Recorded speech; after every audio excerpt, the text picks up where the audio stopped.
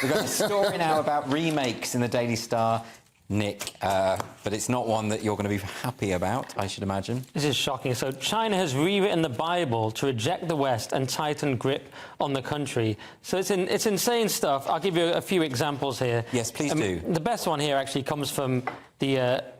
well, they've changed "Thou shalt have no other gods before me," yes, right, to resolutely guard against the infiltration of Western ideology. I mean, that's so actually, ridiculous. I actually think that's brilliant. I think they should be congratulated. It's bleakly amusing. The audacity of that is very funny. And apparently, instead of Jesus saying, you know, let he without sin cast the first stone, he just stones the adulterous woman to death. I mean, apparently, it's almost beyond belief, but that's China for you. Although we can't be that smug because we have these children's books, we have these programs trying to rewrite English history, British history to be more politically correct and claim there was all sorts of demographics here that weren't.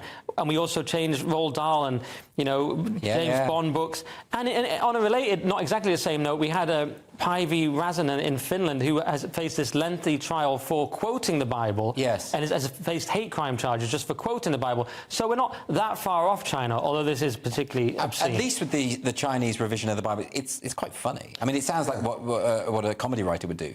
It is so unintentionally funny. Yeah. It seems like another chapter. It seems like King James is still alive and he's moved to China and now he's just adding more to the Bible. Well, there are different versions out there, but this one I have to say is pretty unlikely. Jesus stoning someone. I mean, that's absolutely incredible. I mean, look, we all know the Chinese Communist Party are pretty anti-Christian. They've done things like destroy mega churches and because Christianity. But to be fair, growing if you look around the world, which country is pro-Christian? Loads. It's massive in Nigeria. There's loads of countries that are massive in terms of people in there, but in terms of the government. Oh, the government. There's not really much government around the world that support. Romania's one. No, Poland, not many. Hungary, probably. Yeah. Definitely not the UK. No. So, I mean, but you make a good point, though, about the way that we've got this Orwellian quality as well, the rewriting of books, rewriting of history. The Roald Dahl ones were baffling to me. Didn't they make one of the fat characters thin?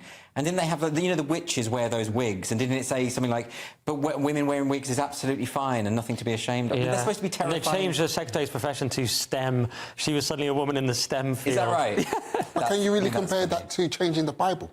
Well, you can, in a way, because it's that same revisionist idea. It's not the same scale. It's not the same scale. These are fictionary books. Yeah, but it's the idea that you have to modify everything from the past so that it's palatable to the present. It involves a kind of complete negation or misunderstanding of the idea that things change over time. That's fine. Which is the basic premise of history, I would have thought. Yeah, the difference is in motivation. We're doing it in the West because of woke ideology has taken over, and it doesn't allow for anything else. They're doing it because they're saying Xi is great and everything just must be about Xi. But it's the same sort of principle. I mean, it both comes from an ideological position.